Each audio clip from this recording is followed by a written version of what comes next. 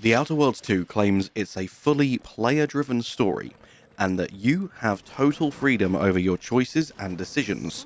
So, what if your choice was to kill literally every single character in the game? Can you even beat the game if you leave every single planet as a smouldering pile of rubble? Is it even possible? After all, you're destroying everything. Every NPC, every quest giver. You can't get any quests. How could you even finish the game? So that is what I set out to do on my second playthrough of The Outer Worlds 2. And this, my friends, is the highlight reel of that very playthrough. So we'll start by introducing ourselves to the Minister of Fairfield, the very first town that you enter. And now we have immediately triggered kill on sight from the entirety of Auntie's Choice. That's correct, my friends. Every single character now that we meet who is associated with Auntie's Choice in any way, shape, or form is going to immediately try and kill us. So now that I've also killed Acquisitions Officer Cower and stolen her war chest key for some goody-goody loot, it's time to go on a rampage and murder every single person we can find in town. And whilst we're doing that, a few things about this playthrough. It was very, very tough in the early game, and if you are familiar with this game at all yourself, you will notice I'm taking significantly less damage than you're supposed to. I did have to bump the difficulty down for the start of the game to make this possible, because unless you go and do some leveling and farming first, your starting equipment is not good enough to defeat this town. They will wreck you. Most of the, soldiers and guards will kill you in one hit. However, as you see, if you bump it down, it's relatively manageable, though some things do take quite some time to go down. And another cool thing about this playthrough is you get a surprising amount of experience for killing enemies in this game. If you mainly go through the game just questing, you'll realize exactly how few enemies there really are, and quite a few quests are skill checks and puzzles and things like that. So doing a playthrough where you murder everyone, you level up really, really quickly. So the early game is crazy hard because you have no allies, you have no quests, it's very tough to get gear, everyone wants to kill you, but by the time you hit that tipping point, you just start to wreck everything. Though being able to kill things efficiently is only half the battle. We still have to try and progress through the story, and we still have to try and be able to tackle the final missions without the support of anybody. Luckily for me, most companions don't really give a shit if you are murdering everyone, especially if you don't have faction-related companions in your party with you whilst killing that associated faction. So Inez, she is associated with Auntie's Choice, but I went and quickly recruited her first before I did all this murdering, and then I left her on the incognito so that she won't turn against me. Marisol, I accidentally forgot, and you will see later on that she did leave me because I started murdering the Order in front of her. So if you do want to attempt to play through like this and you do want the help of your companions, be careful who you are killing when you've got certain companions in your party. Luckily, Niles and Valerie, they are just bloodthirsty, apparently.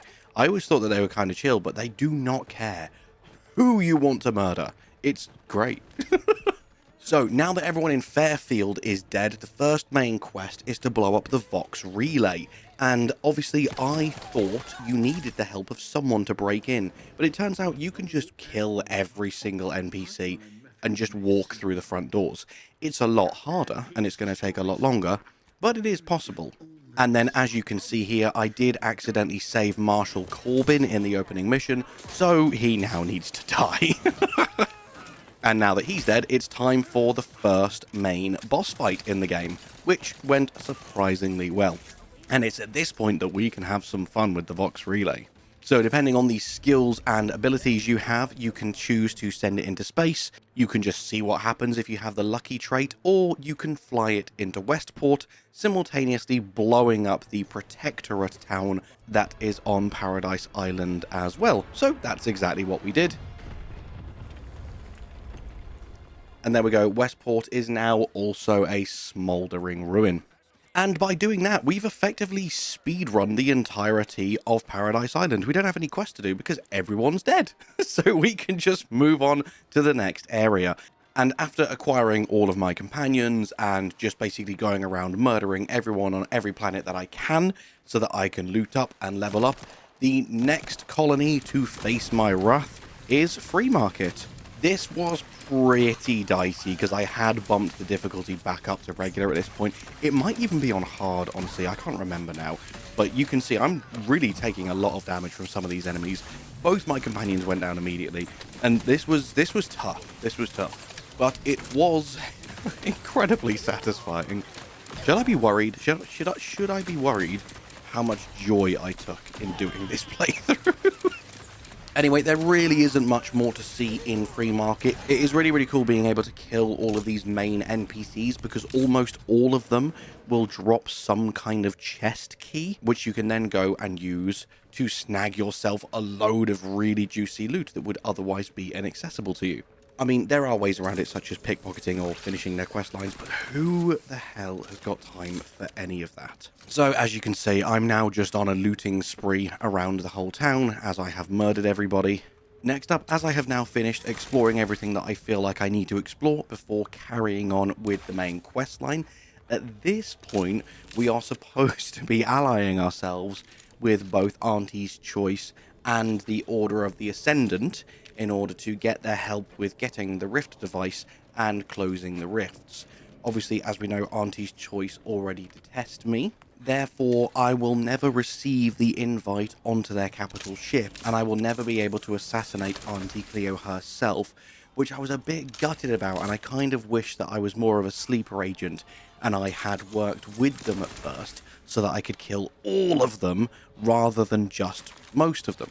So, I learned from my mistakes, and I decided to ally with the Order of the Ascendant, just briefly, so that I could gain access to their leader, Ruth. And this is where I murdered her in cold blood, along with every single member of the Order. And it's at this point that Marisol decided, yeah, I don't really want to work with you anymore, you're not a nice person. And yeah, she's now gone, unfortunately. But that was very satisfying. At this point, it is now time to get the Rift device. And honestly, my friends, I was so surprised to learn that not a single NPC throughout this game is technically mandatory. I really thought some of them were, and I really thought there would be a blocker or two here.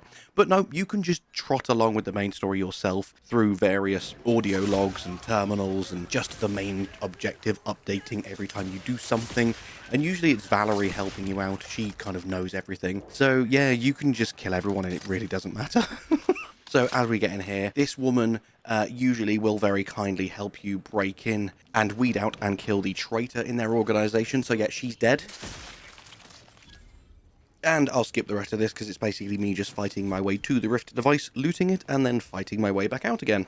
And now that we have the Rift device, we are able to enter the final mission and start progressing towards the Sovereign's ship, where we are hopefully going to end it once and for all and close all of the rifts. Halfway there, you do bump into Helen again. She's survived in some kind of weird reconstituted way. So, yep, she's dead now too, and Niall hates us. But luckily not enough to leave us. So we're now just going to keep progressing onward towards the ship. And once we're on board, it is just a series of fights and traps and puzzles to make our way towards the console. Oh, there's a scientist there, and he's dead. And it looks like there's another one in this room. She's dead too.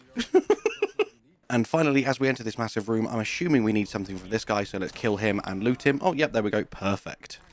We are now into the final confrontation, where we are supposed to be trying to talk the console around and help us to stabilize or close the rifts.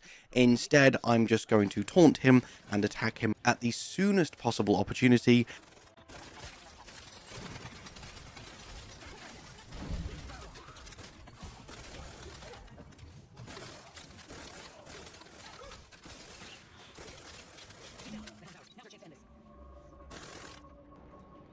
And then drive myself into the rift to destroy it. So I'm dead, and so is everyone else. Game end.